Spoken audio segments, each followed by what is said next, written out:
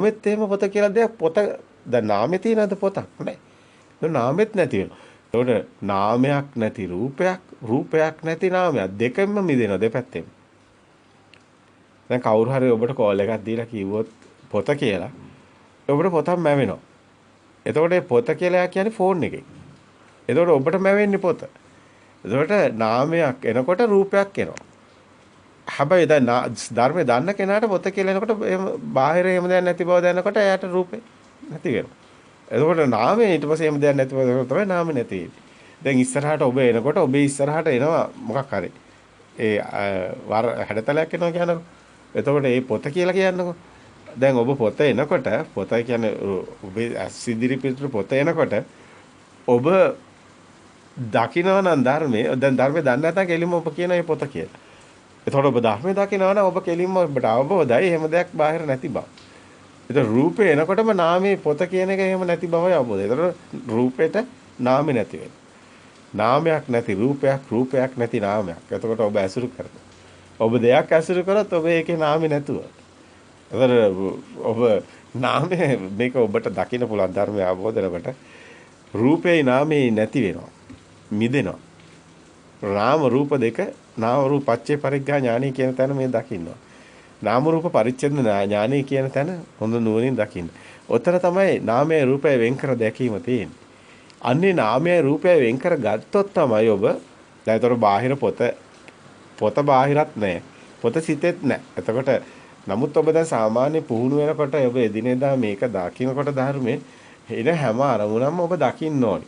මුලින් ඔබ ඇත්තටම ඒක මුලින් ඔබ උත්සාහ කළායි දකින්නේ. ඉබේම ඔබට පේන්නේ නැහැ එහෙම. ඉබේම ඔබ හිතුවේ නැත්තම් ඔබට එහෙම ධර්මයේ පේන්නේ නැහැ. ඔබ අනිවාර්යයෙන්ම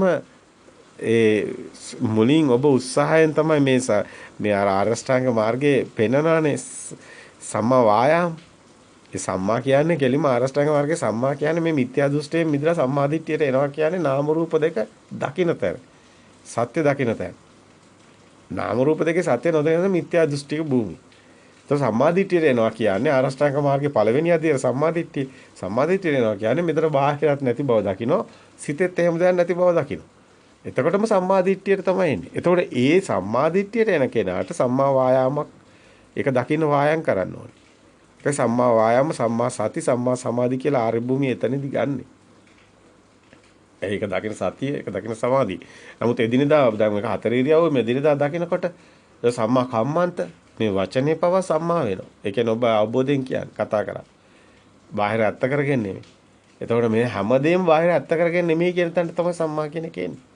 එතකොට සම්මා වාචා, සම්මා කම්මන්ත ඔබගේ කටයුතු, සම්මා ආජීව ජීවිතිකාව, සම්මා එතකොට සියල්ල මේ විදිහට තමයි සිද්ධ වෙන්නේ. සම්මා සංකප්ප ඔබගේ සංකල්පන සියල්ලම සම්මා වෙනවා. ඒ කියන්නේ ලෝකෙන් මිදිලා. අවබෝධයෙන් තමයි ඔබ කටයුතු කරන්නේ. ඒක තමයි මේ මාර්ගයට පැමිණෙන කෙනා කියන්නේ නාම රූප දෙකේ මිදුණු ඒ සත්‍ය දකින්න කෙනා තමයි මාර්ගයට පැමිණි කෙනා. එයා තමයි ආර්ය අෂ්ටාංග මාර්ගයට පැමිණි කෙනා. පිරිසිදුවටම දකින්න. එතකොට සම්මා වායාම සම්මා සත්‍ය දකින්න වායාම කරන එක තමයි සම්මා වායාම. ඒ කියන්නේ ඔබ එන අරමුණ ඔබට එකපාරටම පේන්නේ නැහැ මේක බාහිර නෙමෙයි කියලා. ඔබ මුලින් අනිවාර්යයෙන්ම හිතට පෙන්න යන්න ඕනේ. උත්සාහ කරන්න ඕනේ. වීරය ගන්න ඕනේ. ඒ වීරය නැතුව මේ ගමනක් නැහැ. නිවන් මාර්ගක් හම්බ වෙන්නේ නැහැ. ධර්මය දැනගත්ත කෙනාට ඊට පස්සේ වීරය කරන්න ඕනනේ. ඒක සත්‍ය කරගන්න. එයා ඒක සත්‍ය දකින්න වීරය කරන්නේ නැතුව ඒක වෙන්නේ නැහෙනි. වීරයක් නැතුව මේක වෙන්නේ. ආරද්ධ වීරය තියෙනවා. ඒ කියන්නේ ආරම්භන ලද වීරය මුලින් ඔබ මේක පෙන්න යන්නේක ආරම්භන්න ඕනි. ආරම්භන ලද වීරය ඕනි. ඉතින් මේක ලෞකික ධ්‍යානවල ඒ වැඩිත් ඔය ආරද්ධ වීරය වචන ඔක්කොම පාවිච්චි කරන වචන විතරයි. මෙතන අර්ථය වැදගත් වෙන්නේ. මෙතන වැදගත් වෙන්නේ තමන්ගේ මේ වචනේ නෙමෙයි වචනෙට එහා ගිය සත්‍ය කුමක්ද කියන එක. වචන ඕන තැනකට පාවිච්චි කරත හැකි. පෘථග්ජන භූමියෙත් ඔය ආර්යයට මග එහෙම වචන පාවිච්චි කරනවා. ඒතර ආර්ය භූමියටත් ඒ විදිහටම පාවිච්චි කරනවා. නමුත් මේ වචන නෙමෙයි වැදගත්. වචන කියන්නේ සම්මුතියක් අපි හදාගත්ත දෙයක්. ඒක නෙමෙයි වැදගත්. වැදගත් වෙන්නේ අපි දකින දේ. සත්‍ය දකින එකයි. සත්‍ය අවබෝධ කරන එක වැදගත්. ඒ තුළ ඔබගේ දියුණුව තියෙන්නේ. දැන් ඔබ පංචේන්ද්‍රිය ධර්ම වල සද්ධා කියන්නේ සත්‍ය දකින්න තැන. ඒතකොට වීර්ය කියන්නේ ඔබ සත්‍ය හැම මොහොතෙම හිතට එන අරමුණෙන් අරමුණට වීර්ය ගන්නව පෙන්නන. ඒකම තමයි ආර්යකාන්ත සීලය. ආර්යවරු රකින්න සීලය. එනේන අරමුණු සත්‍ය දකින්නේ. ඒකම තමයි පංච උපාදානස්කන්ධයෙන් මිදෙන සීලය කියන්නේ. ඇයි? උපාදානස්කන්ධේ උපාදාන කරගන්නේ. තොර වේදනා සංඥා සංකාර බාහිරට ගැට ගැහෙන්නේ නැහැ කියන එක උපාදානස්කන්ධයෙන් මිදෙන සීලය කියන්නේ. ඒකම තමයි නිර්වශේෂ විරාග නිරෝධයක් කියන්නේ. අවශේෂයක් එන්නේ නැහැ. මොකද බාහිර ඉතුරු වෙන්නේ නැහැ නේ. දැන් කිසිම දෙයක් මේ එනේන අරමුණෙන් මිදෙනවා. බාහිර ඇත්තුනොත් තමයි ඉතුරු වෙන්නේ. අන්න නිර්වශේෂ විරාග නිරෝධයක් වෙනවා. බාහිර ඇත්ත නොවුනු තැන. ඒතකොට හැම වචනෙම ගැලපෙනවා. ඒ ගැලපෙන්නේ නැහැ කියන කිසිම වචනයක් ඉතුරු වෙන්නේ නැහැ. කිසිම දෙයක් මේ ධර්මයේ තුල ඉතුරු වෙන්නේ නැහැ මේ සත්‍ය අවබෝධ කරගන්න. සියල්ලම ධර්මයට ගලවලා පෙන්නන්න පුළුවන්. ඒතකොට පංච ඉන්ද්‍රිය ධර්ම පව ඔබට නිවැරදිව දකින්න ලැබෙනවා. සද්ධා සත්‍ය දකින්න වීරිය ඔබේ නෙන අරමුණට පෙන්නන එක. සද්ධා වීර සතිය ඊට පස්සේ ඔබට ඇති වෙන සතිය. ඒ කියන්නේ අනිමිත්ත සමාධියක් තමයි සද්ධාවේ සස සමාධිය කියන්නේ. මෙතන සවිතක්ක සවිචාර සමාධියක් තමයි ලෝකෝත්තර භූමියේ නිවන් මාර්ගය යන කෙනෙකුට හමුවන්නේ. ඒ කියන්නේ විතක්ක ਵਿਚාර අර එකම නිමිත්තක හිත තියාගන්න සමාධිය විතක්ක ਵਿਚාර සමාධියන්. ඇයි මේ සිත පිට යනවා විසිරෙනවා සිත ආයිමත් සති නිමිත්තට තියාගන්නවා. අපි උදාහරණයක් විදිහට දැන් හැමෝම කරන එක තමයි ආස්වාස ප්‍රාස්වාසයේ එතනටම හිත තියාගෙන විතක්ක ਵਿਚාර ඒ හිත විසිරෙන එක නවත්ත ගන්න තන විතක්ක ਵਿਚාර කරනවා. කළ එක සති නිමිත්තට තියාගන්න. ඒක විතක්ක ਵਿਚාර ඒක ලෞකික සමාධියක් තමයි එතන ඒ සති සමාධිය. නමුත් ඒක පිරිනනවා. ඒක ආයිමත් අර විතක් යනකොට පිරිනනවා. ඒක විතක්ක ਵਿਚාර පිරිසුක ඒකාග්‍රතාව කියලා ඒක රඳාපවතින ප්‍රමාණය කාලය අනුරූපීව ඒක දියුණුව තියෙනවා. ඒතර තදාංග විදිහට යටපත් කිරීමක් කියලා පෙන්වන්නේත් ඒකයි. නමුත් සමුච්ඡේද ප්‍රහාණය කියන එක එහෙම කරන්න පුළුවන් එකක් නෙමෙයි.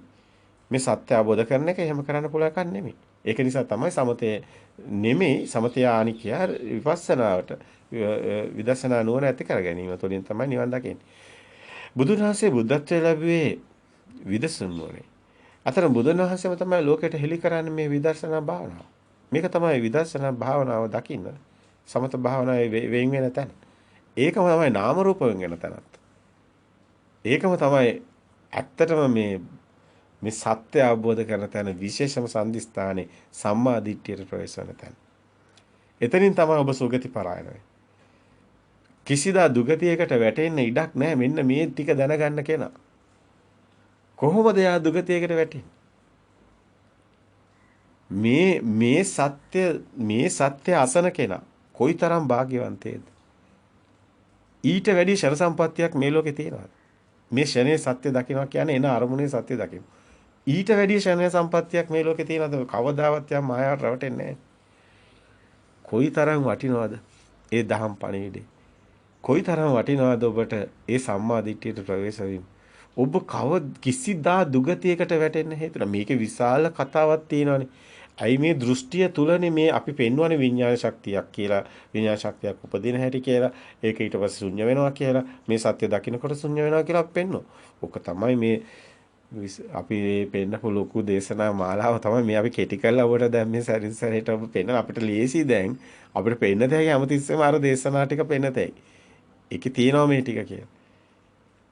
ඒකේ අර ගැඹුරු පරයය පෙන්වන්න ඕන උනා අභිඥාවෙන් කියනවා කියලා පෙන්වුවේ අභිඥාවෙන් පේනන දේ සාමාන්‍ය ඇසට නොපෙනේ කියලා පෙන්වුවේ අර විඥාන ශක්තිය උපදින හැටි කරන්ට් එක උපමා කළා විදුතේ උපමා කළා පුදුම විදිහට ඒක පෙන්වනවානේ සුද්දාෂ්ටකය හැදෙන හැටි සුද්දාෂ්ටකයත් එක්ක රූප කලාප හැදෙන හැටි ඒකත් එක්ක ප්‍රසාද රූපය හැදෙන හැටි ඒකත් එක්ක සියල්ලම සත්‍ය දකින තැන සියල්ලම ඒ සියල්ලම එකම ශක්ති ස්වභාවන විඥානයේ දැන ගැනීම වෙන්නේ ඒකම ශුන්‍ය වෙන හැටි පෙන්වනවානේ ඊට පස්සේ ඒකත් සුද්දාස්ත්‍රේ ශක්ති ස්වභාවයක් විතරයි කියලා පෙන්වන්නේ ගන්ධ ශක්තියක් කියලා පෙන්වනවා සද්ද සත්‍ය සීලම් පෙන්වන්නේ විඥානයක් කියලා විඥානය කියන්නේ සුද්දාස්ත්‍රකය කියලා පෙන්වනවා ඒ ලෝකෙම තියෙන එකම ස්වභාවයක් කියලා පෙන්වන්නේ මේ අවසානයේදී දකින්නේ එකම ස්වභාවයකට අපිපත් වෙනවා කියලා ඒක තමයි දැන් ඉස්සරහට ඔබට මේ ටිකෙනුත් එන්නේ ඒකනේ එන්නේ ඒ කියන්නේ නාමයේ රූපයේ මිදුණු තැන ඔබ දකින්නේ ශුන්‍යතාවයක් ඒකනේ එන්නේ දැන් ඒක ප්‍රායෝගික වෙන්න එපා ඒ කියන්නේ එන අරමුණේ දැන් දරුවා හම්බ වෙන්නේ නැහැ අම්මා හම්බ වෙන්නේ නැහැ ගෙවල් හම්බ වෙන්නේ නැහැ මේක ඔක්කොගෙම දැන් බාහිරින් සාමාන්‍ය විදිහට ඔබ එදිනෙදා කටයුතු කරනවා ඒවැ වෙනසක් නෙමෙයි මෙතන තියෙන්නේ මහා භූත ප්‍රශ්නයක් නෙමෙයි මෙතන තියෙන්නේ ඔබ ඇසුරු කරන්නේ සිතුවිලි චිත්තේන නීයති ලෝකේ ඔබ සත්‍ය දකිනකොට ඔබේ සිතේ තියෙන මෙන්න මේ සිත ඇතුලේ සැප දුක් විඳින එකෙන් ඔබ මිදෙනවා සංකිතේ නිබ්බිදාය මේක තමයි වැදගත් වෙන්නේ නැතු මේ බාහිරත් එක්ක තියෙන මේ මොකක්වත් නැති වෙලා නෙමෙයි ඔබ සාමාන්‍ය විදිහට කටයුතු කරනවා. හැබැයි සේරම මේ අවබෝධය ඇති වුණාට පස්සේ ක්‍රියාසිතක් බවට පත් වෙනවා. ඒකට හේතුව දැන් කර්මයක් කොහොමද පනවන්නේ? කර්මයේ පනවන නම් බාහිර දෙයක් තියෙනවා කියලා ගත්ත තැන තමයි එතන තමයි කර්මය එන්නේ. එතන තමයි ඒකට ඇලෙන ගැටෙන ලෝභය, දේශය කියන එක ඇති වෙන්නේ. බාහිර දෙයක් තිබ්බොත් මේකට ඇලෙන්න ගැටෙන්නේ. දැන් පොත කියලා දැන් එන අරමුණ එනකොට පොත බාහිරයි කියලා රැවටෙන කෙනා කෙලින්ම ඒකෙන් එක්ක ඇලෙනවා එක්ක ගැටෙනවා එක්ක මේ පොත මට ඕනි එක්ක මට එපා. එතකොට ඒකට ඇලිලා එක්ක ගැටිලා. එතකොට පොතේ මිදෙනවා කියන්නේම එතකොට රාගදේශ ඒ සිතින් තණ්හාව කියන්නේ වෙන මුකුත් නෙමෙයි මේ සිතමනේ. ඒ දෙයක් තියෙනවා කියලා ගත්තොත් නේ තණ්හාවක් උපදින්නේ. දෙයක් නැහැ කියලා ගත්ත දැන් තණ්හාවක් උපදින්නේ මොකටද? කොහොස තණ්හාව උපදින භූමිය. අවිද්‍යාව මිදිලානේ. අවිද්‍යාව භූමිය තියෙනකන් විතරයි මේ තණ්හාව තියෙන්නේ. ඒකයි මේ අවිද්‍යා සේව විරාග නිරෝධෝ. ඒ කියන්නේ මෙතන සම්පූර්ණයෙන්ම අවිද්‍යාව තමයි මේ සම්පූර්ණයෙන්ම මේ කතාව තියෙන්නේ. අවිද්‍යාව වෙන සත්‍ය නොදන්නකම. සත්‍ය දැනගත්ත කෙනාට මේක ඒකයි අවිද්‍යාව පත්‍ය සංකාර. සංකාර කියන්නේ සිතුවිලි. අපි ඒක පෙන්නවා. සංකාර කියන්නේ මේ සිතේ හදාගත්ත දේවල්. කාය සංකාර, වචී සංකාර, මනෝ සංකාර සියල්ලම සංකාර. දැන් ඔබ පොත කියනවා නම් පොත කියන නාමයෙන් බාහිර නැහෙනි. ඒක සංකාරයක්. සංකාර බාහිර නැහැ. සංකාර කියන්නේ චෛතසික සිතුවිලි. ඒවා බාහිර නැහැ. සබ්බේ සංඛාරා හොඳට දකින්න ඕනේ තැන. එතකොට මේක හරි ලේසි මේ ධර්මයේ ගොඩක් ඒවා නැහැ. මේ ධර්මයේ හරි ටිකයි තියෙන්නේ. අජ්‍යත බහිද්ද අන්ත දෙක දකිනකොට ටිකයි තියෙන්නේ. ඒ කියන්නේ අන්ත දෙක විතරයි. ඔක්කොම වචන ඕක ඇතුලේ තියෙන්නේ. සංඛාර ගත්තත් ඕනම වචනයක් ඕක ඇතුලේ තමයි තියෙන්නේ. එතකොට මේ සංඛාර එතකොට පෙර සංඥා නිසා නව සංඥා හැදෙන්නේ. දැන් ඔබ මේ මොහොතේ එන හැම අරමුණක්ම අතීත සංඥාවක් වෙනවා. එතකොට ඔබ බාහිර මේන එකක්වත් ඇත්ත නෙමෙයි කියලා දකින්න තැනකොටම ඔබ දැන් දකින්නවානේ බාහිර එනේන අරමුණෙන් මිදෙනවානේ පොත කියන අරමුණෙන් මිදෙනවානේ දැන් දරුවා එකක්වත් ඔබට ප්‍රකට වෙලා ඔබට කම්පණය වෙන්නේ නැත්නම් ඔබ මිදෙනවානේ ඒ මිදි යන ගමන ඔබ පෙන්නන්න ඕනනේ එනේන අරමුණට එතන වීරය ගන්න ඕනේ කියලා කිව්වා ඒ වීරය කියන ඒ චෛසිකේ පෙන්නන්නනේ අපි මේ පෙන්වුවේ මේකේ ඇත්ත පෙන්නන්න එතකොට සද්ධා වීරිය සති සමාධි ප්‍රඥා කියන එතනට එනවනේ. ඒක බල ධර්ම බවට පත් වෙනවා. ඊට පස්සේ එනේන අරමුණේ සත්‍ය දකින්න එක තමයි ඔබට වැදගත් වෙන්නේ. ඔබ දැන් ඔතනින් එහා කොච්චර ධර්මය ඇසුවත් ඒක දැනුමකට එන්නේ. මේක ඔබ පුහුණු වෙන්නේ. එහෙම නැත්නම් ඔබ ඔය පුහුණු වෙලා යෙදෙන කෙනෙක් නම් ඔබ එතන ජයගෙන නම් ඒ කියන්නේ ඔබ ඒ සම්දිස්ථානේ මනාකොට ඔබ ප්‍රකටව දකිනවා නම් ඒ කියන්නේ ඔබ සෝවාන් ආර්යයන් වහන්සේ නමක් නම් තව විදිහකින් කියනවා නම් ඒ කියන්නේ මේ දකින්නවා කියන්නේ බාහිර ඇත්තක් නොවන බව තමන්ගේ රූපේ පවා එතකොට පේන්න ඕනේ. සත්‍යයක් නොවන බව. ඒක තමන්ගෙනුත් මිදෙනවා, ලෝකෙනුත් මිදෙනවා. හැමදේම මිදෙනවා දැන් බාහිරේ. එතකොට මේ සේරම සිතුවිලි කියලා දකින්නවනේ. එතකොට මේ සිතුවිලි මෙහෙම මේ සේරම බාහිර නෙමෙයි සිත කියලා දකින්න තැනම සෝවාන් මාර්ගඥානේ සෝවාන්. ඇයි එහෙම කියන්නේ? දැන් සෝවාන් කියන තැන ඊටාම වැදගත්. ඇයි මේ නාමයේ මේ නමක් නිසා නෙමෙයි සෝවාන් කියන වචනයක් හින්දා නෙමෙයි. මේ ඇතුළාන්තයේ සිද්ධ වෙන සිදුවීම වැදගත්. ඒ සිදුවීම තුළ ඔබ ලෝකයක් හම්බ වෙන්නේ නැහැ ඔබට. දැන් ලෝකයක් නැහැනේ. කොහෙද ලෝකයක් තියෙන්නේ? එතකොට ලෝකේ කියන්නේ මේ සලආයතන ලෝකේ. ආයතන වලින් හදාගත්ත ලෝකේ. ඔබ පේනවා. ඔබට පේන්න ගන්න. ඔබට ඇත්ත පේන්න ගන්නවා. ධර්මයේ ඇත්ත පේන්න ගත්ත කෙනාට තමයි ආයතන වලින් ඇදුණු ලෝකයක් කියලා පේන්නේ. නැත්තම් ඔබ බාහිර ලෝකයක් දකිනවා. අන්න ඒක තමයි බාහිරින් මිදෙන එකේ වැදගත්කම. එතකොට චිත්තේ නියති ලෝකේ දකින්න. සිත ඇතුලේ හැදුණු ලෝකයක් කිය. එතකොට ඔබ දැන් ලෝකේ හොඳට හඳුන ගන්න. ලෝකේ කොතනින්ද පනවන්නේ? ලෝකේ පනවන්න බෑ බාහිරින්. ලෝකේ සිතින් පනවන්නේ. එතකොට ඔබ ලෝකයෙන් මිදෙනවා කියන්නේ ඔබ දැන් ඔබ හිතන දැන් සෝවාන් කෙනා මැරලා දුගතියකට වැටෙන්නේ නැහැ. අන්න ඒකනේ ඔබට ඉස්සල්ලාම වැදගත් වෙන්නේ. ඔබට ඒක තමයි ඉස්සල්ලාම වැදගත් වෙන්නේ. ඔබ දුගතියෙන් මිදෙන්න ඕනේ. අපි මේ දැනුමක් හොයාගෙන යන ගමන නෙමෙයිනේ නිවන් දකින්නවා කියන්නේ. අපි දුකෙන් මිදෙන ගමනක් යන්නේ. එහෙමනම් ඔබ ඉස්සෙල්ලාම මේක හඳුනා ගන්න ඕනි මේ බාහිර මේ දැනුමක් නෙමෙයි මේක. මේක වෙන්නේ ඔබගේම අතුලාන්තයේ පරිවර්තනයක්. ඒතර ඔබ එනේන සිතට දකින්නකොට තමයි ඔබට ඒක යාව ජීව වෙන්නේ. යථාත්වයට එන්නේ. ඒක තමයි සත්‍ය කියලා ඔබ එන්නේ. සත්‍යයට එන්නේ. ඒතර ඔබ සාමාන්‍ය දේ වෙන්න ඕනි ඔබට බාහිර ඇත්ත නෙමෙයි සාමාන්‍ය සිතම දකින්න එකට ඔබපත් වෙනවා. ඔබ ඒක ඔබට දැනෙන්න ඕනේ. ඔබට දැනෙන්න ඕනේ මේ ඔබ දැන් බාහිර නෙමෙයි සිත තුළ දකින්නේ හැමදේම. චිත්තේන නියති ලෝකේ දකින්නවා කියලා පේන්න ඕනේ. ඒතකොට ඔබට ඒ අවස්ථාව ඔබට ප්‍රකට වෙන්න ඕනේ. ඒකයි සෝවාන් වෙනවා කියන්නේ. දැන් ඔබ බාහිර එහෙම දෙයක් නැති බව ඔබට ප්‍රකටයි. එතකොට ඔබට ප්‍රකටයි මේවා සේරම සිතුවිලි කියලා. චෛසික කියලා. එතකොට ඔබට ප්‍රකටයි මේ සේරම චිත්තේ නියති ලෝකේ කියලා. දැන් එතකොට ඔබ බාහිර එහෙම ලෝකයක් නැති බව දැනගෙන බාහිර ලෝකයක උපදීද ඊගාවෙක.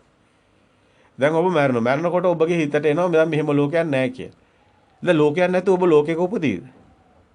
ඔබගේ සිතේ පරිවර්තනය කොයිතරම් ප්‍රබලද? ඔබ මේ ලෝකේ දුකෙන් මිදෙනවා. මේ අවබෝධය එනකොට මේ ලොකු එන් එහාට ලොකු දැන් මේ පරය සම්පූර්ණ කරේ නැතත් මේ පොඩි ටිකෙන් ඔබට දැනෙනවා දුකෙන් මිදෙනවා සෝවාන් වෙනවා කියන්නේ දුකෙන් මිදෙනවානේ. ඇත්තටම මේක දැන් යථාර්ථයත් ඒක වෙනවානේ. ඒ කියන්නේ දැන් ලෝකයක් නැහැ. ලෝකයක් නැති බව ඔබට අවබෝධයි. ඔබ හීනයක් දැක්කත් එහෙම ලෝකයක් නැති බව දකිනවා. ඔකට ඔබට ඒ අත්දැකීම තියෙනවා නම් ඔබ මහා දියුණුවක් තියෙනවා. ඔබ හීනයක් දැක්කත් ඒ කියන්නේ මේක ඇතුළාන්තයෙන්ම පරිවර්තනය වෙනවා. ඔබටම ඇතුළාන්තයේ ඒ කියන්නේ ඔය දකින්න හීන කියන්නේ සංඥානේ. ඔය සංඥානේ ඔය දැන් අපි පෙන්වන්නේ සංඛාර ගිනි බෝලේ කැරකෙනවා වගේ සංඛාර වලල්ල කියලා. ඔය සංඛාර වලල්ල වේගෙන් කැරකෙනවා කියලා. ඕකම තමයි කැරකෙනකොට හීනෙටත් එන්නේ කියලා සංඥා කියලා. ඔය සංඥාවනේ හීනෙන් පෙන්නන. හැබැයි ඔය සංඥාව සංඛාර වලල්ලම වෙනස් වෙච්ච වලල්ල. ඒ මුල් අවස්ථාවේදී සංඛාර වලල්ල වෙනස් වුණු ස්වභාවය පේනවා. හීනයක් දකිනකොට ඒ හීනේ කලින් හීන වගේ පේන්නේ ඒ හීනවල පේන්නේ මේ ලෝකේ ඇත්තක් නෙමෙයි කියන විදිහටමයි. එහෙම හීන දකිනවා නම් කෙනෙක් එයා ඒ ලෝකේ ඇත්තක් නෙමෙන බව දකිනවා කියන්නේ. එයා මැරෙන මොහොතේ දකින්නේ එහෙමයි. ලෝකේ ඇත්තක් නෙමෙයි කිය. ඒ කෙනා මේ ලෝකේ එයා හිතේ තියෙන ඒ ලෝකෙක උපදින්නේ නැහැ. ඒ කෙනාට මේ සතර අපායේ උපදින්නේ නැහැ. සතර අපායේ උපදින්නේ අපි මේක හොඳටම ඔබ හොඳටම පෙන්වන්න උත්සාහ කළා. ඒ කියන්නේ ඔබ ඒක ගන්න දැනගන්න ඕනේ. මේ මොකද්ද මේ දෙන පණිවිඩය කියලා. මේක මහා වටිනා පණිවිඩයක්. ඒ කියන්නේ මේ සංඥාව අපි පෙන්වුවා සුකුමත්වයේ තමයි මේ ගමන සම්පූර්ණයෙන් තියෙන්නේ කියලා. අපි පෙන්වුවා සංඥා අபிසංකරණයක් තමයි මේ නැවත මෙරි යන සසර කතාව කියලා. ඒක සංඥා අபிසංකරණ කතාවක්. ඒ කියන්නේ මේ සංඥාව පෙර සංඥා නෙමෙයි නව සංඥාව. නව සංඥාව හේතු වෙනවා ඊගව සංඥාවට. ඊගව සංඥාව හේතු වෙනවා මේ සංඥා චක්‍රයක කැරකිලා යනවා. සකස් වෙනවා මේක විපරිණාම වෙවි වෙනස් වෙවි සකස් වෙන සංඥා අபிසංකරණයක් කියලා පෙන්වනවා. නමුත් බුදුන් වහන්සේ කියන්නේ සංඥා අபிසංකරණය නෙමෙයි සංඥා අபிසංකරණය තමයි පෘථග්ජන භූමිය. ඒතර නිරෝධ සංඥා වේදිතී නිරෝධ සමාපත්තියකට යන්නයි පෙන්නන්නේ. සංඥා සුකුම වීගෙන යනවා. මේක අபிසංකරණය යන්නේ සත්‍ය දකින්නකොට. අන අபிසංකරණය නවතිනවා. නැවත සංඥා සකස් වෙන්නේ ඇයි? නැවත දැන් ඔබට සිතට එනවා කියමු මොකක් හරි ඉස්සරහට. එනකොට ඔබේ එන අරමුණ ඇත්ත වෙන්නේ නැහැ. එතකොට මොකද වෙන්නේ? පෙර සංඥා ආවට නව සංඥා අතනින් එහාට යන්නේ. මේක ටික ටික සංඥා අඩු වීගෙන යනවා. සංඥා ටික ටික දිය වීගෙන යනවා. ඒකයි සංඥා සුකුමත්වයක් කරා යන්නේ. ඒක ඔබ අපිට පෙන්වන්නේ මේ කතාව ඊටාම ඔබට වටිනවා. මේ සත්‍ය පුදුම විදිහට ඇතුළාන්තයේ මේ ඇත්ත කතාව කියන්නේ. ඒතර ඔබ නැවත දුගතිය උපදින්නේ නැත්තේ ඔන්න ඔය නිසයි. ඒ ලෝකේ නැති ලෝකෙක උපදින්නේ කොහෙද? ඒකයි වැඩිම වුණොත් 7යි කියන්නේ ඒ 7ත් සුගතියක් පෙන්වන්නේ ඒකයි ඒකක් පෙන්වන්න බෑ. මොකද මේ තියෙන දැන් මේ ලෝකයේ ඇතුලේ තියෙන එකක් පෙන්වන්න බෑ උපදින තැන. ඒකයි සුද්ධාවාස වගේ. එහෙම නැත්නම් ඒ දියුණු තැනක් පෙන්වන්න ඕනේ. දියුණු ස්වභාවයකට පෙන්වන්න ඕනේ. ඒ කියන්නේ ඒව පෙන්වන්න බෑ මේ කාම භූමියෙන් මිදිලා කාම භූමිය පෙන්වන්න බෑ. දැන් මැරලා කොහමද කාම භූමියක උපදින්නේ? එතකොට එයා යන්න ඕනේ බ්‍රහ්ම භූමියක. ඒ කියන්නේ කාම භූමියෙන් නැතුව යන්න ඕනේ. උඩට යන්න ඕනේ. එතකොට එයා එන්න ඕනේ ඇත්තටම දියුණු තැනක් මේ අපේ මේ මොහොතේ මේ සිතේ සත්‍ය දකින්න කියන එක එසේ මෙසේ වැඩක් නෙමෙයි. පුංචි වැඩක් නෙමෙයි. ඒ කියන්නේ මේ පොඩි කටයුත්තක් නෙමෙයි. මහා දැවැන්ත දෙයක් මේ අතුලාන්තේ සිද්ධ වෙනවා. ඒ කියන්නේ මුළු සසරම නවතිනවා. මුළු සසරම මෙතනින් ඉවර වෙනවා. ඒකයි බුදුන් වහන්සේ කියන්නේ ආනන්දය අර හිමාලය පර්වතයේද ලොකු මගේ අතේ තියෙන ගල් කැටයේද ලොකු කිය. ඒතකොට ආනන්ද කියනනේ නොසලකිය හැකි තරම් කුඩයි ස්වාමීනි කිය. එතකොට බුදුන් වහන්සේ දේශනා කරනවානේ සෝවාන් මේ සෝතාපන්න කෙනා හිමාලය පර්වතය වගේ ඉවරයි කියනවනේ කෙලස් නැසලයි කියනවනේ. නැවත දුගතියට වැටෙන්න ඉඩකඩ නැහැ කියනවනේ. එතකොට අපේ ගල්කට වගේ බොහොම පොඩ්ඩයි කියනකොට ඉතුරු වෙන්නේ මේ සංඥාවේ කොයිතරම් දරුණු ප්‍රමාණයක් ගැලවිලා යනවද? කොයිතරම් වටිනවද මේක? මේ වටිනාකම දන්නවනම් ඔබ ඇත්තමයි මෙච්චර කාලයක් ආපු බණ මොනවද කියලා ඔබට හිතෙයි. අර ගමරාලා අලියාගේ නැට්ටේ එලිලා දිව්‍ය ලෝක යන කතා කරනවා මේ අපේ හාමුදුරුවනේ ධර්මයේ නොදන්න නිසා මේක මෙච්චර කාලයක් මේ අනිත් ආගම්වල තියෙනවනේ කළා තියෙන්නේ. මේ මිනිස්සයා ආමිසයට ගැට ගහලා මිස වෙන දෙයක් දන්නේ නැහනේ කියන්න. අති අසරණයිනේ මේ හැමෝම පවුනේ. ඉතින් මේ මිනිස්සු ඇත්තටම අසරණයි. අසරණ කමට අපිත් අනුකම්පා කරනවා. ඉතින් අපිට කරන්න දෙයක් නැහනේ. අපිට ඇත්තටම අනිත් අයට හිත දැන් කම්පා කරන්නත් බෑ. ඉතින් මේ මිනිස්සු ඇත්තටම මේ පෘථග්ජන මිනිස්සයා අසරණයි. මේක නොදන්න හැමෝම අසරණයි. මේක නොදන්න භික්ෂුවක් වේවා අසරණයි.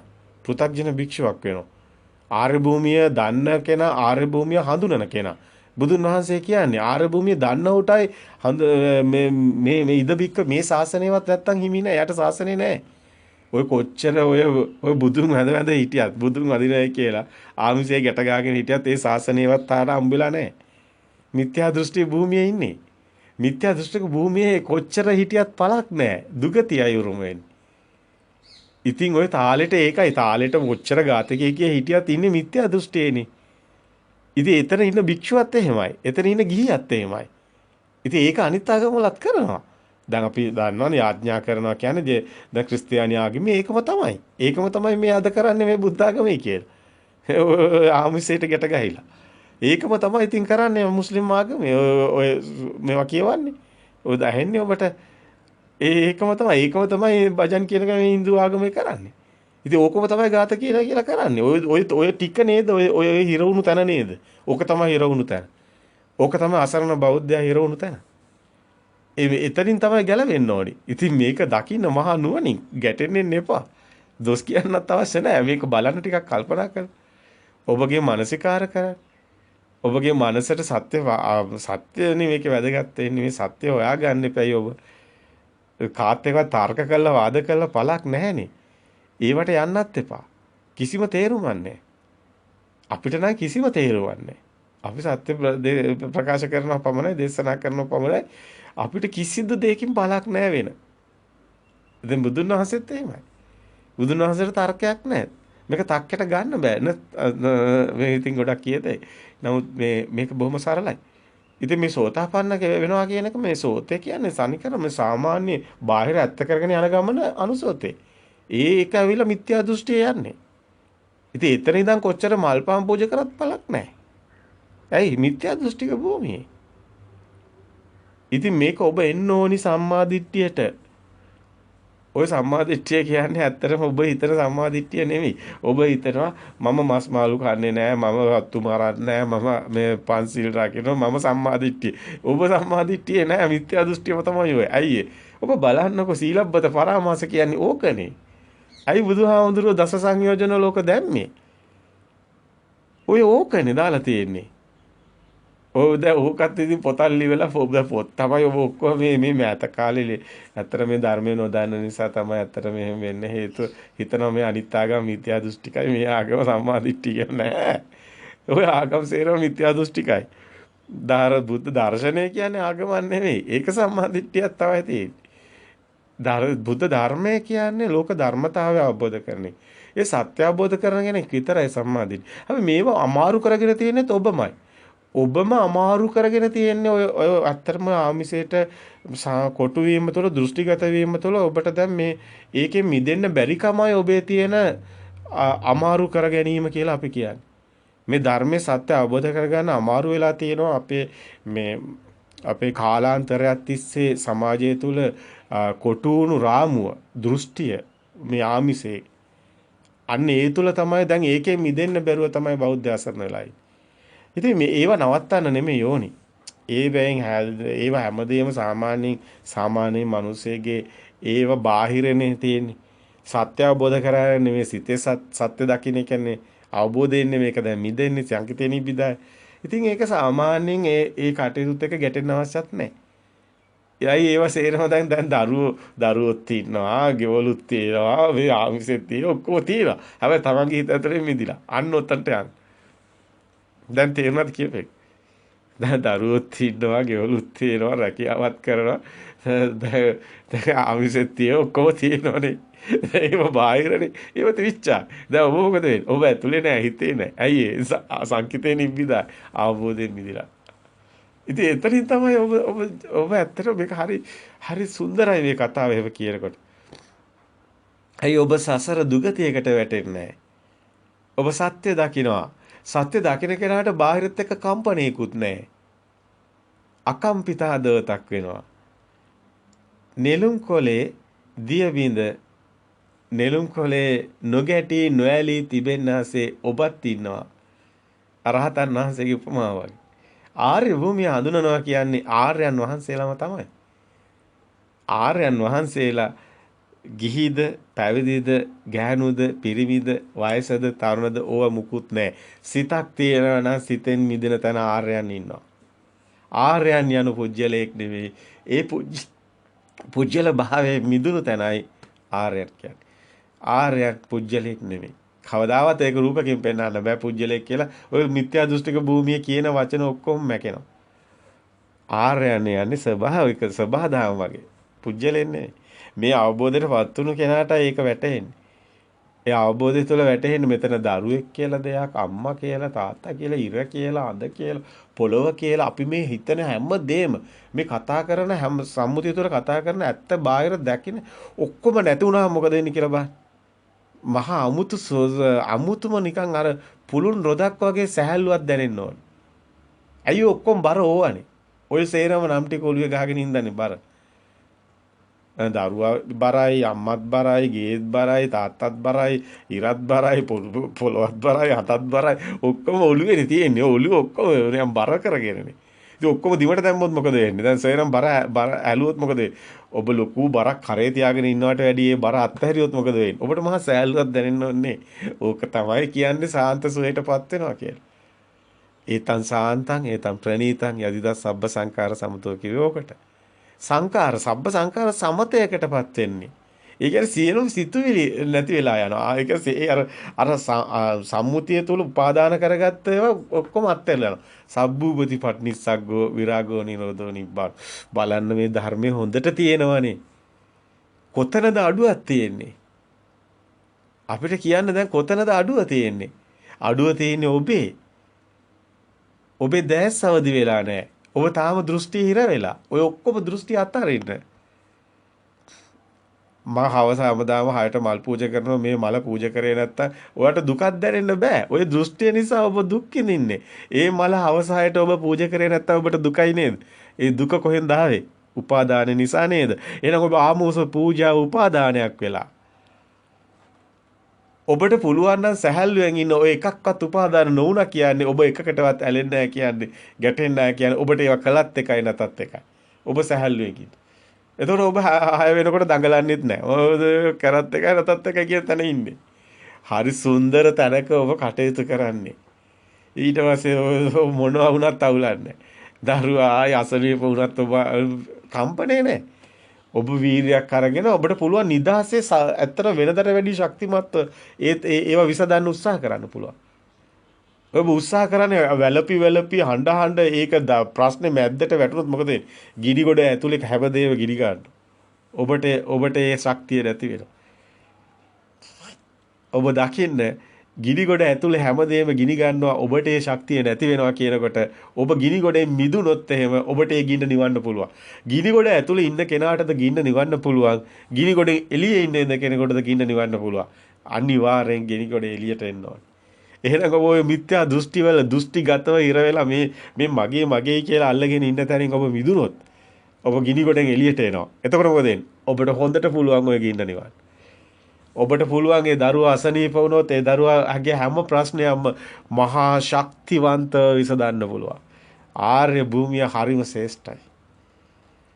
කිසි දෙයකට ඇලිලා නැහැ, අකම්පිතයි. ඕන මොහොතක ඒකේ මරණයක් නැහැ. හරි පුදුමයි. ඒක මොකද මරණය සම්මුති නාම යන්නේ. ඔක්කොම සම්මුතිනේ දැන්. ඉර කියන්නේ සම්මුති. දරුවා කියන්නේ සම්මුති. ඔක්කොම සම්මුති නම්නේ අපි හදාගත්තේ. එතකොට මරණය කියන්නේත් හදාගත්ත එකක්. සම්මුති නාමයක්. හොඳට බලන්න ඕක දැන් හොඳට යන්න ඕනේ. තව ටිකක් ගැඹුරට යන්න ඕනේ. එතකොට අපි අර දේශනාවල ඒක තමයි ඔක්කොම ගැඹුරට ගිහින්ලා පෙන්නන්නේ. මොකද සිත හැදෙන හැටි දැක්කම තේරෙනවා මේ එක්ෂණික සිතක උදේවැය දකින්නට සම්මුතිය මරණය කොහොමත් නැහැ. ඉවරයි. මැරිලා ඉවරයි. මරණ කතාවක් නැහැ. ඕක බොරුවක්. hina වෙතේගේ උකට කවුරු හරි මැරෙනවා කියනකොට. hina වෙතේගේ කවුරු හරි මරන්නවත් hina වෙතේ. අයියෝ යට පිස්සු කියේ. හරි පුදුම වෙනසක්. අදා ගන්න බෑ. මේවත් මිනිස්සු ඉන්නවද කියලා. ඔව්. සත්‍ය කියන්නේ මේ ලෝකේ වෙන කිසිම දෙයක් නැහැ. සත්‍ය විතරයි තියෙන්නේ. පුදුම සත්‍යයකට ඔබ මේ සත්‍ය කියන එක ඇවිල්ලා නිකන් වචනයක් ඔය පොතේ ලිව්වා වගේනේ. පොතේ ලියන වචනේ එච්චර මේකක් නැහැ. ඔබ ඔය සත්‍ය වෙලා බලන්නකො ඇඟ ඇතුළට ඇවිල්ලා බලන්නකො සත්‍ය මොකද්ද කියලා. වෙන මුකුත් නැහැ. ධර්ම සත්‍ය විතරයි වෙන මුකුත් නැහැ. එතකොට ඔබට දැනේ මේ සේර මොකද්ද පිස්සු ලෝකෙකනේ අපි මේ ඉන්නේ දෘෂ්ටියක කොටු වෙලා නේද කියලා. අයියෝ පුදුම සහැල්ලුවක් දැනෙනවා ඔබට. ඇයි මෙච්චර වාසනාවක් ළඟ තියාගෙන අවාසනාවන්ත ජීවිතයක් ගත කරන්නේ? ඇයි මෙච්චර ගිනි ගොඩක ඔබ දැවෙන්නේ? පත්තු වෙන්නේ. ඇයි මේ ඇත්තට මේ දෘෂ්ටි හරි භයානකයි ඔබ දුකතේකට යනවා. සසර දුකකින් මිදෙන්නේ නැහැ. ඉතින් ඒක බලන්න කොයිතරම් වාග්යක්ද ඔබට. ඇත්තට ඔබට කරන්න මහා ලොකු දෙයක් නැහැනේ. ඔබට කරන්න තියෙන්නේ ඔබේ සිතේ මිදීම පමණයිනේ. මොකද ඔබට දාඩිය දාගෙන මහන්සි වෙන්න තියනවා. නැහැනේ. ඉතින් ඔබ මේ සරල සුන්දර දෙයට ඇයි එන්නේ නැත්තේ? ඔබ නොදන්න කමට. ඔබ නිවන බිල් එක් කරගෙන නිවන් දකින්න යනවා. නිවන කියලා දෙයක් නැහැ කියලා දන්නේ නැහැ. ඇත්තටම විහිළුවක් නේද මේක? සත්‍ය අවබෝධ වුණාට පස්සේ පුදුම විදිහට ඔබට ඇත්තටම මහා පුදුම අවබෝධයක් ඒක එන්නේ. ඒ අවබෝධය තුළ මේ මිනිස්සු ඇත්තටම නිවනත් දෘෂ්ටියක් කරගෙන. දැන් නිවනත් දෘෂ්ටියක් කරගෙන. දැන් ඔක්කොම දෘෂ්ටි කරගෙන. දැන් කවුද නිවන් දකින්නේ? නිවන කියන්නේ කෙනා නැත්තම්. කෙනාගේ ඇත්තටම සත්‍ය දකින්නවා කියන්නේ මහා පුදුම කතාවක්. දැන් නිවනත් දෘෂ්ටියක් වුණා මොකද වෙන්නේ? කවුද නිවන් දකින්නේ? ඇත්තටම සමාජයේ කොහෙද බලන්න. කොහෙද යන්නේ? කොහෙද ඉන්නේ? කොහෙද යන්නේ? හරි පුදුමත් හිතේවට. මේ සත්‍ය අවබෝධ කරගන්න අති සුන්දරයි. අති සුන්දර නිවන් මගක් අපි ඔබට හෙළි කරනවා. මේ ඇත්තටම ඔබට මේ ස්කන්ධ දුක්ඛ කියන එක දුකක් නැති දුක මොකද්ද කියලා හිතේ. ඇත්තට මේක දකින්න. ත්‍රිපරිවට්ටන් ද්වේදසාකාරම් කියපු තැන ඒ චතුරාර්ය සත්‍ය ඒ ඊටාම ගැඹුරු ධර්මයක්. ඒ අතර ධර්මයක් දිහා බැලුවොත් ගැඹුරුයි. නමුත් ඒක අවබෝධ කරගත් හරිය සරලයි. අපිට අවබෝධ කරගන්න බැරි අපේ දෘෂ්ටි මේ ඒ දෘෂ්ටි ටික විදගෙන යන එකයි ගැඹුර කියන්නේ. ගැඹුරක් කියන්නේ දැන් ලිඳ ගැඹුරයිනේ. ලිඳ ගැඹුරයි කියන්නේ ඒක ලොකු ඇතුළට ගොඩක් ගැඹුර නිසා. එතකොට දැන් අපි මේ ධර්මයේ ගැඹුරයි කියන්නේ දැන් මිනිස්සු ඉන්න දෘෂ්ටිය තමයි ඔක්කොම තියෙන්නේ. දෘෂ්ටිය විදගෙන යන එකයි ගැඹුර කියන්නේ. එතකොට දෘෂ්ටිය විදගෙන ගියාට පස්සේ සියලු දෘෂ්ටි නැති වෙනවා. එතකොට ගැඹුර කියන්නේ ඕකටයි. ඉතින් අවසානයේදී මොකද වෙලා තියෙන්නේ? දෘෂ්ටි සේරම නැති වුණාම හරි සරලයි. ඕකයි කිව්වේ මේ ගැඹුරයි කියහරට ඒ දෘෂ්ටි නිසායි ගැඹුර. අවසානයේ සත්‍ය අවබෝධ වුණාම හරි සරලයි කිව්වේ ඒකයි. මහා ගැඹුරු ධර්මයක් අවසානයේ හරිම සරල තැනකට වගේ. හරි සුන්දර ධර්මයක් එතකොට ඒක. අතර මේ ධර්මය හරි සුන්දරයි. ඒක ප්‍රායෝගික පැත්තයි අපිට වැදගත්. අපි ඔබට පෙන්වීම සෝතාපන්න තැන. එතනින් ඔබ දුගතියට වැටෙන්නේ නැති හැටි අපි පෙන්වන්නේ. අපි පෙන්වන්නේ ඔබ කොහොමද සියලු දුකෙන් මිදෙන්නේ කියන එක. ඔබ කොහොම සසර දුකෙන් මිදෙන්නේ. පුදුම දෙයක් නේද? අපි ඒක නැවත සකස් වෙන හැටි ඒව පෙන්වන්න තමයි අපි අර විශාල දේශනා මාලාවක් ඔබට ගෙනාවේ. ඒ විශාල දේශනාවකින් පෙන්වන්නේ නැවත සකස් වෙන හැටි. ඒ කියන්නේ ඔබ දෘෂ්ටියේ හිටියොත් නැවත උපදින්නේ කොහොමද කියන එක පෙන්වන්න. දෘෂ්ටියේ හිටියොත් ඔබ නැවත සතෙක්ගේ කුසේ උපදින්නේ සකස් වෙන්න හේතුව පෙන්වන්න. ඔබ දුගතියටම වැටෙන බව ඒක පෙන්වන්න ඕනේ ඔබට. එතකොට ඔබ දකින්න ඒකේ භයානකකම්. ඔබ දකින්න ඉතින් මේ සරල දෙයක් තියාගෙන හරි සුන්දරව මේක විසඳන්න පුළුවන්කම තියාගෙන අයිය අපි මේ පටලැවිලා ඉන්නේ කිය. ඔබ පටලැවිලා ඉන්න තාක් ඔබ දුකේම. සතෙකුට බෑ මේක දකින්න. තිරියන් ලෝකෙට බෑ මේක දකින්න. නමුත් මිනිස්සෙක් වෙලා ඉපදුණු ඔබට මේ ධර්මයේ ඇසෙනවා නම් ඔබ කොයිතරම් වාග්යවන්තද? ඔබ සියලු දුකෙන් මිදෙනවා. මේක ඇතුලේ තියෙන ලොකු කතාවක්. ඉතින් ඒක ඔබ නොදන්න පරයයක්. ඉතින් ඒක දැනගන්න ඕනේ. ඉතින් මේ ටික දැනගත්තත් ඔබට මේ සත්‍ය දැනෙනවා. මිදෙන්න ඕනේ කියලා. සිත සත්‍යයක් නොවන බව දකිනකොට අනාගාමී භූමිය සිත හැදෙන හැටි දකින එක තමයි ඊට පස්සේ ඔබට තියෙන්නේ. ඉතින් සිතේ දෙයක් නැති බව දකින එක සිත සත්‍ය දකින්නවා කියන තැන. මේ සිත ඇතුලේ එහෙම දේවල් නැති බව දකින තැන අර සරල තැනකින් පේන සිතත් අනාගාමී භූමිය. ඒක හැබැයි ඔබ සත්‍ය සිත හැදුනේ කොහොමද කියන එක දකින්න ඕනි ඔන්න ඔතනදී. ඉතින් අද කාලේ ගොඩක් මේ ගෙවි ගිය නිසා අපි ඒ කියන්නේ අපි තිස්සේ මේ විදිහට අපි කොටස තමයි කී. පස්සේ අපිට ඕන වුණා ඔක්කොම එකපාරම අමාරාට කියන්න ඔබට. ඒක නිසා අපි ඔය දිගටම කියගෙන ගියා. ඒතකොට ගොඩාක් කාලේ ගියා. ඒතකොට අපිට ඒක කඩලා තමයි ආයෙ ඔබට ඉදිරිපත් කරන්න සිද්ධ වුනේ. ඇත්තටම සිතත් සත්‍යක් නොවන බව දකින්න නම් සිත හැදෙන හැටි දකින්න ඕනි. එතකොට තමයි ඔබට පේන්නේ පෙර සංඥා නව සංඥා හැදෙනවා නම් මේ හැම එකම කලින් සංඥාවක් නම් එහෙනම් අපි අතීතේ ජීවත් වෙන්නේ. ඔන්න ඔතනට එන්නේ අනාගාමී භූමියට ප්‍රතිපදාව සකස් කරන තැනේදී. අනාගාමී භූමියට ප්‍රතිපදාව සකස් කරගන්න බෑ. ඇත්තටම මේ සෝතාපන්න භූමිය එයා හරියට අවබෝධ කරගන්න නැතුව ප්‍රතිපදාව තුළ සෝතාපන්න ආර්යයන් වහන්සේ නමක් බවට පත් වෙනවා නම් අන්නේ එතනයි සුදුසුකම තියෙන්නේ. ඇත්තටම මේ සිතේ සත්‍ය දකින්න තැනට. හැබැයි මහා ප්‍රඥාවක් ඔබට තියෙනවා නම් ඒ සෝතාපන්න භූමියක් දකිමින් බාහිර සත්‍යයක් නොවන බව දැකලා ඔබට සිතත් සත්‍යයක් නොවන බව දැකීමේ හැකියාවකුත් තියෙනවා. එතන ප්‍රතිපදාව වෙනස් වෙනවා. එතකොට ඔබ අනාගාමී භූමියේ සත්‍ය දකිනවා. හැබැයි ඒක පටලව ගන්න එපා. මොකද ඔබ ප්‍රායෝගික වෙන්න ඕනේ. ඔබ ප්‍රායෝගික ඔබ බාහිර ලෝකෙන් මිදෙන්න ඕනේ. බාහිර ලෝකෙන් මිදලා නැත්තම් ඔබ සිතෙන් මිදෙන්නේ කොහොමද? බාහිර ලෝකෙන් මිදෙන්න ඕනේ. බාහිර ඔබට ප්‍රායෝගිකව මිදෙන්න ඕනේ. ඔබට එන දේ හැමදේම ඇත්ත කරගෙන ඔබ සිතෙන් මිදලා වඩා සිතෙන් මිදෙන්න පුළුවන් වේද ඔබට? ඒක දැනුමට පුළුවන්. නමුත් ප්‍රායෝගිකව වෙන්නේ දැනුමක් විතරයි. දැනුමත් දෘෂ්ටියක්. ඒකත් ලෞකිකයි. ඒක කවදාවත් ආර්ය භූමිය යථාර්ථයක් වෙන්නේ නැහැ. බාහිර ඇත්තක් කරගෙන ඉන්න තා. ඒක නිසා සෝතාපන්න කෙනාට අනාගාමී භූමිය. ඒක නිසා අපි පෙන්නන්නේ සිත හැදෙන හැටි දකින්න. හැබැයි මහා ප්‍රඥාවක් තියෙනවා නම් ඒක ඔබට දකින්න කියාවකුත් තියෙනවා. හැබැයි එහෙමනම් ඔබ දකින්න ඕනි මේ සංඥාවක් එනකොටම පොත කියලා ඒක අතීත සංඥාවක්. මේ හැම දෙයක්ම අතීතයක් තියෙන. ඔබ මේ දකින්න හැම එකම නමක්ම කොහෙද තියෙන්නේ? ඔබගේම අතීත මතකයක් නෙමේද? එහෙනම් ඔබ අතීත මතකයක් නේද මේ ජීවත් වෙන්නේ? එහෙනම් ඔබ අතීත මතකයක නේද මේ ඉන්නේ? මතකය කියන්නේ මරුණු දෙයක් වගේ නේද? මතකයක් නේද? ඒක දැන් තියෙන දෙයක් නෙමෙයි නේද? එහෙනම් මේ ලෝකයේම අතීත සංඥාවක්. අන්න මේක අනාගාමී භූමියේදී ඔබට දැනෙන්න ගන්නවා. මේ ලෝකයේම අතීත සංඥාවක්. ඒකයි මලොන්ගේ ලෝකේ කියන්නේ. ඒක දැනෙන්නේ අනාගාමී භූමියේ. අයි මේ සිත දකින්න තැන. එතකොට ඔබට දකින්න මේ අතීතේ අපි ජීවත් වෙන්නේ. මේ හැමදේම අතීතේ. පොත කියන්නේ අපි දන්න දෙයක්. මේස කියන්නේ අපි දන්න දෙයක්.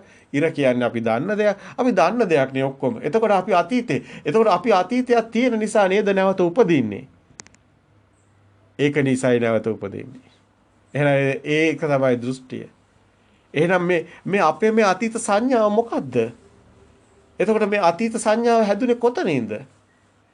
එතකොට මේ අතීතයේ එතකොට මේක කවද්ද පටන් ගත්තේ? අන්න ඔබ සිත හැදෙන තැන පටන් ගන්නවා. දකින්න පටන් ගන්නවා. හැබැයි මේක අනාගාමී භූමියේ කෙනාට ওই කුතුහලය ඇති වෙනවා. අනාගාමී භූමියට එනකොට ඒ අනාගාමී භූමියේදී ඒ විමර්ශන මනසට මේ සිතේ සත්‍ය දකින්න යාගේ ඒ දරණ වෙහෙසෙදී එයාටම දැනෙන්න ගන්නවා මේ සිත හැදුනේ කොහොමද කියලා. කොහොමද මේ සංඥාව පටන් ගත්තේ? අන්න එතකොට තමයි අග්ගඤ්ඤ සූත්‍රයට යන්න වෙන්නේ. අන්න එතකොට තමයි ජාති ධම්ම සූත්‍ර වලට යන්න වෙන්නේ. අන්න එතකොට තමයි යාට ප්‍රභාස්වර සිතට යන්න වෙන්නේ. අන්න එතකොට තමයි යාට මේ සේරම ලිහිලා යන්නේ.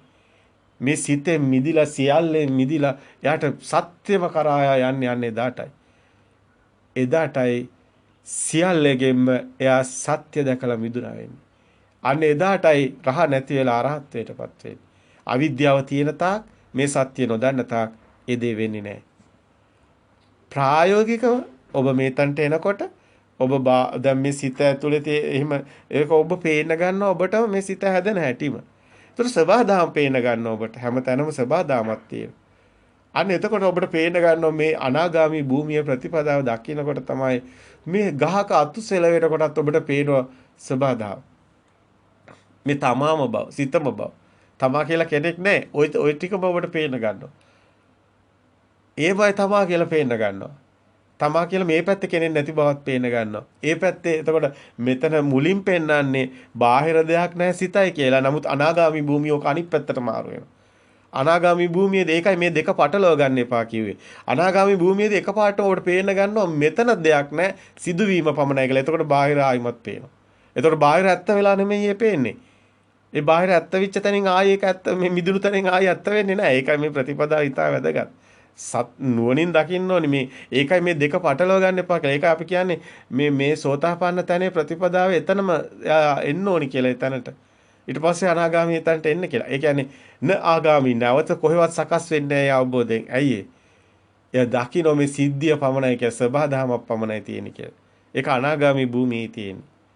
අනාගාමී භූමියේදී සිත කියලා දෙයක් නැති බවයි දකින්නේ සබහාදහමයි දකින්නේ. සිත හැදෙන හැටි දකින්නේ ප්‍රවාහය වැස්ස. ඒක අපි අර දේශනා ඉදිරිපත් කරනකොට කරන්නේ වැස්ස වහිනවා, ගඟ ගලනවා, හුලං හමනවා. අන්න ඒ වගේ සිත පෙන්වන උපමා. ඒ උපමා සේරම පෙන්වන්නේ සිත පෙන්වන්න.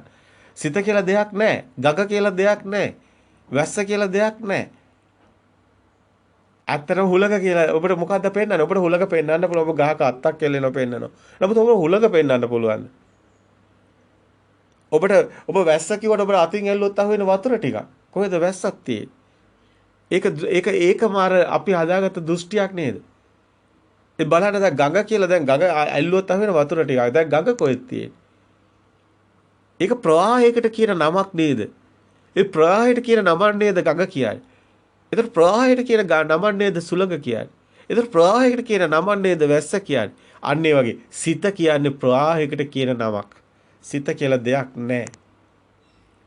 මහා නුවණක් ඔතනදී පහළ වෙන්න ඕනේ. ඔය යථාර්ථයේ සත්‍ය බවට දකින්න. එතකොට සිත කියලා දෙයක් යාට හම්බ වෙන්නේ නැහැ. ප්‍රවාහයක් ආර දකින්න. ඒකට දාපු දෘෂ්ටියක් මේක හැදෙන හැටි යාට පේන්න ගන්නවා. සිත සකස් වෙන හැටි පේන්න ගන්නවා. ඒක මුල අර ගහ මුලින් සිඳලා දැම්මා වගේ නැවත ගහ පැලවෙන්නේ නැහැ වගේ අර විඥාන බීජය නැවත සකස් වෙන්නේ නැහැ වගේ අවිද්‍යා භූමිය තියෙනකන් විතරයි විඥාන බීජය පැලවෙන්නේ.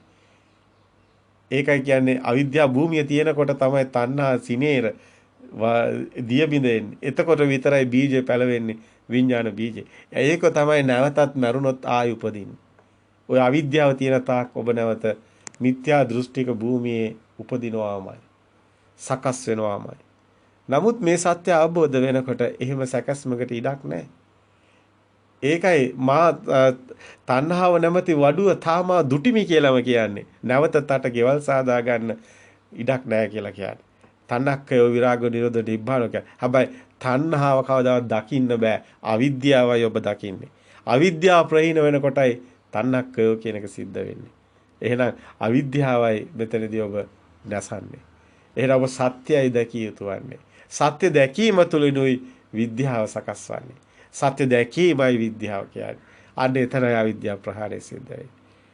එහෙනම් දැන් ඔබට ටිකක් දැන් ඔබට පැහැදිලි වෙන මේක දීර්ඝ පැහැදිලි කිරීමක් තියෙන තැනක්. අනාගාමී භූමිය සිත හැදෙන හැටි දකින තැන. එතන තමයි අපි ඔබට පෙන්වන්නේ කොහොමද පුංචි දරුවා ස්වභාවික සංසිද්ධියක් අපි පෙන්නුවා. මේ ශබ්දයක් තමයි හැමතැනම තියෙන්නේ.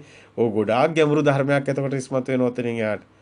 ඒතකොට ශබ්දයක් තමයි මේ තියෙන්නේ. දැන් රා කියන්නේ ශබ්දයක්. මා කියන්නේ ශබ්දයක්. හැම අකුරක්ම ශබ්දයක්. හැම වචනයක්ම ශබ්දයක්. ඔය ශබ්දයක් තියෙන්නේ. ඒක සිත කියන්නේ ශබ්දයක්. ශබ්දයක් තියෙන්නේ. හැබැයි ඊටත් එහා ගිය දෙයක් මෙතන තියෙනවා. ඊටත් එහා දෙයක්. මෙතන එකම ස්වභාවයකටපත් වෙනවා ඔබ. ඒ කියන්නේ මේක හරිම ගැඹුරු මේක කෙටියෙන් කියන්න බෑ. ඒක ගැඹුරු පරයයක් ඇතර තියෙන්නේ. ඒක සත්‍යයේ විදිහටම පෙන්වන්න ඕන එකක් තියෙනවා. ඒ නිසා තමයි අපි දීර්ඝ මේ ඔබ පැය 14 දේශනෙට යන්න. ඒ දේශනේ එකින් ඔබ අධ්‍යයනය කරන්න. ඔබට හම්බුවේ සම්දිස්ථානයක්. ඒතර ශබ්දේ ඔබට දැනේ සිත මොකද්ද? සිත හැදුනේ කොහොමද? මේ හැඩතලේ එනකොට පුංචි දරුවා බාහිරින් සද්ද දානකොට ඒ සද්දේ නේද මේ තියෙන්නේ දිගටම එතන නේද සංඥාව හටගත්ත තැන. අන්න මව් කුසේ එළියට එනකොට සාසවියයි ගම් එක තියෙනවා ඇලවිලා නැහැ. අන්න ආශ්‍රව කෙලෙස් ඇලවෙනවා. ඒක තමයි කිව්වේ යට ගිය දවස අපේ හිතේ තිබුණා සුදු රෙදි කඩක් කියලා.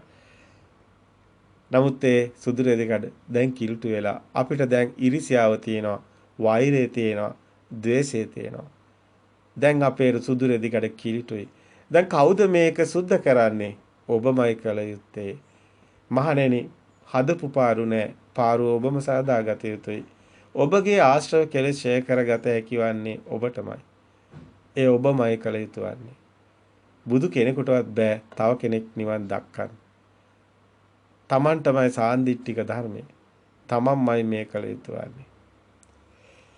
ඉතින් මහා නුවණකින් දකින්න මේ අවසාන ටිකනක් ඊටම කාලයක් ගත වෙනවා. හොඳින් පැහැදිලි කළ යුතු තැනක්. සිත හැදෙනවා. කොයි විදිහට කිව්වත් ඔබට ඒකේ නිවැරදිවම ඔබට පැහැදිලි කරොත් පමණයි ඔබටත් වැටෙන්නේ. ශබ්දයයි වර්ණයයි එකතු වෙනවා. නැත්තම් වර්ණ ගන්ධ රස ඕජා එකට සම්භූත වෙනවා. ඒ සම්භූත වීම නිසායි පටිච්ච වීම නිසායි ඔබට මෙහෙම සංඥා මෙහෙම ඒ ස්කන්ධයක් මෙහෙම විඥානයක් සිතක් සකස් වෙන්නේ. ඒකයි මේක සක්කාය දෘෂ්ටිය කියලා කියන්නේ. ඒක දෘෂ්ටියක්. මේ සිතම දෘෂ්ටියක්. නේතම් මම නේසෝ හමස්මි නමේසෝ අත්තා. මේකේ කෙනෙක් පුජ්‍යලෙක් නැහැ. ඒක දෘෂ්ටියක්. සිතම දෘෂ්ටියක් වෙනකොට කෙනා කියන්නේ සිතමයි. කෙනා කියන්නේ දෘෂ්ටියක්මයි. ඉතින් මේක හරි දහම් පරය බලනවා නම් හරි ගොඩක් හොඳට පැහැදිලි කරන්න ඕනි කතාවක් තියෙනවා. ඉතින් ඒක මහා විද්‍යාවක් ඒක පැහැදිලි කරනකොට මේ අනාගාමී භූමිය ඇත්තටම මේ අනාගාමී භූමියෙන් ප්‍රායෝගික පැත්තට යනවා නම් සබ්බවස සූත්‍රයේ මේ නිවන් මාර්ග ප්‍රතිපදා පුහුණු වෙන කෙනෙක්ට ඊටම වැදගත්. සබ්බවස සූත්‍රයේ තමයි දස්සනා පහතබ්බා කියලා පටන් ගන්න. ඒක තමයි සෝවාන් වෙන්න හේතු වෙන්නේ. ඊට පස්සේ තමයි සබ්බවස සූත්‍රයේ පටන් ගන්නේ දස්සනා පහතබ්බා, අදිවාසනා පහතබ්බා, විනෝදනා පහතබ්බා, සංවරා පහතබ්බා, පටිසේවනා පහතබ්බා. මේ විදිහට අරගෙන අවසානයේදී තමයි භාවනා පහතබ්බා කියලා. හත්වෙනි අධීරයේදී තමයි සබ්බවස සූත්‍රයේ භාවනාව දාලා තියෙන්නේ. ඔබ ආරෂ්ඨාංග මාර්ගය ගත්තත් ඔබට හම්බ වෙන්නේ සම්මා වායාම, සම්මා සති, සම්මා සමාධි අවසාන අධීරයේදී. ඔබ සප්ත බොජ්ජංග ගත්තත් ඔබට සති සමාධිය හම්බ වෙන්නේ අවසාන අධීරයේදී. අවසාන අධීරේ මහා ගැඹුරු තමයි භාවනාවක් තියෙනවා. හැබැයි මේ භාවනාව සතර ඉරියව්වෙම තියෙනවා. ඉතින් එතන දකින්න නම් ඔබ එන්න ඕනි ගමන් මගක් තියෙනවා. නිවැරදිව යා යුතු ගමනක් තියෙනවා. සකස් කරගායද මේක අනුපිළිවෙලින් අර ගමන් මගක් තියෙනවා. අනුපුබ්බ සික්ඛා, අනුපුබ්බ කිරියා, අනුපුබ්බ පටිපදා. මේ අනුපිළිවෙලින් ගමන් කළ යුතුයි. ඉතින් සත්‍ය ඥානය නැති කෙනාට, මේ දර්ශන අවබෝධයක් නැති කෙනාට, නාම රූප දෙක වෙන් කළ දකින්න බැරි කෙනාට එයාට කෘත්‍ය ඥානයක් නැහැ. ඉද බික්ඛවේ බික්ඛු, මේ ශාසනය ඇති කෙනා කියන්නේ දර්ශන අවබෝධය ඇති කෙනා. සත්‍ය ඥානය ඇති කෙනා මෙන්න මේ කෘත්‍ය ඥානය කරන්න දෙයක් තියෙනවා. එන සිතේ අරමුණේ සත්‍ය දකින්න. සත්‍ය දකින්න හැකියාව තියෙන සත්‍ය දන්න කෙනාට පමණයි. අරමුණේ සත්‍ය දකින්නවා කියන එක සත්‍ය කුමක්ද කියලා නොදැන කාටවත් කරන්න බෑ. ඒ කෙනාට නිවනකුත් නැහැ, නිවන් මඟකුත් නැහැ. ඉතින් එහෙමනම් අන්න එයාටයි තියෙන්නේ කෘතඥානෙ. එයාටයි මිදීම තියෙන්නේ. සියලු දුකින් මිදෙන්නේ අන්න එයයි. එහෙමනම් තෙරුවන් සරණයි. කොහොම වුණත් අපිට ඔබට අනාගාමී භූමිය පැහැදිලි කරන්න කාලෙ මදි. ඉතින් නැවතත් දවසක එහෙම නැත්නම් ඔබ පෙර දේශනා සවන් දෙන්න. ඒ ඔබට අවශ්‍යම නම් ඔබ උත්සාහ කරොත් මේ දේශනා තුළ ඔබට අසන්න ලැබෙයි. ඔබට යහමු වේවි. තෙරුවන් සරණයි.